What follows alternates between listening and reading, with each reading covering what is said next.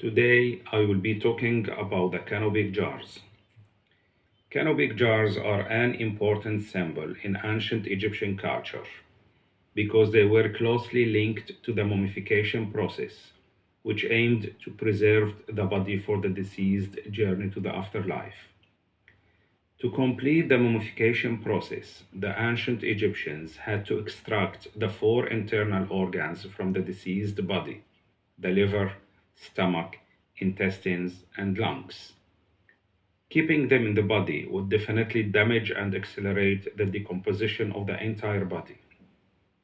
From this point, the need arose for means of preserving these organs, so they created special containers or jars for this purpose.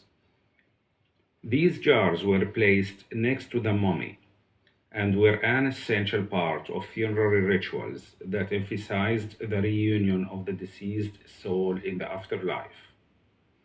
The jars were often made of strong and long-lasting materials such as limestone, alabaster, pottery, or wood, ensuring the preservation of the organs for thousands of years. These vessels are characterized by their precise design, as they were made in proportional sizes to match the size of the organ to be preserved. The shape of these vessels evolved over the ages. Stages of evolution of the shape of canopic jars. In ancient times, the jars were stored in square boxes divided into four parts. This chest was the earliest example and was placed in the burial chamber near the coffin, which containing the body. One like this was belonged to the mother of Khufu, Queen Hatepheres. Later, during the Old Kingdom, the first three separate vessels for preserving viscera appeared, particularly from the late 6th dynasty. They were rarely engraved, and the lids were plain and flat. During the Middle Kingdom, the vessels began to be engraved and took on human forms, perhaps resembling the deceased.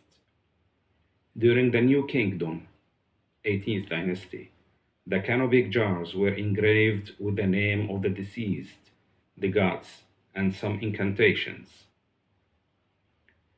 Their lids took the shape of the four sons of Horus, who also symbolized the four directions and guarded the deceased's entrails. Hemesti, with a human head, guarded the liver under the protection of Isis. Hapi, with a baboon head, guarded the lungs under the protection of Nephthys. Kabah Senoef, with a falcon head, guarded the intestines under the protection of Selkit. Dua Mutef, with a jackal head, guarded the stomach under the protection of Neith. The specialist first removed the lungs, stomach, intestines, and liver, as well as the heart and kidneys, through an incision in the left side of the abdomen. He soaked these organs in natron, anointed them with rice oil, wrapped them in linen, and placed them in the canopic jars. The heart and kidneys were then returned to the body after being cleaned and dried, and a protective amulet was placed over the heart because the ancient Egyptians believed that the heart was the seat of the soul and that it would return to it. The presence of the sons of Horus with these vessels was not merely decorative. They were considered sacred protectors of the soul and body, as each god has a specific role in protecting the organ associated with it in the afterlife. These vessels were often placed in special chests next to the mummy or inside specially designed coffins to protect them from damage.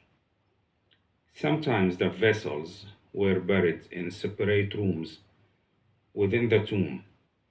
This stem from the ancient Egyptian belief that these vessels must remain close to the deceased to enhance protection and continue their assigned role after death. Over time, and in the third intermediate period, a new ritual emerged for mummifying organs without exhumation, and began to mummify the organs separately, then return them to the body, accompanied with a small wax or mud figurines before the body itself was mummified. However, dummy or empty jars with removable or non-removable lids still be found, but were only symbolically, and were placed next to the deceased. As we can see, the journey of canopic jars had a long history dated from the Old Kingdom up to the Ptolemaic period.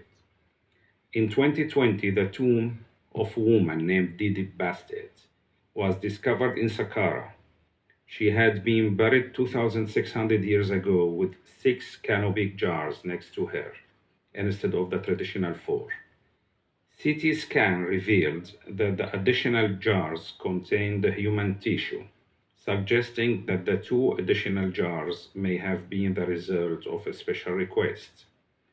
The origin of the name stemmed from the presence of a statue of the god Osiris in the shape of a canopic jar with a human head. This statue was found in the city of Canopus, Abu Qir, one of the sunken cities of Alexandria. During the time of the Greek, it was called Canopus, after one of their ancient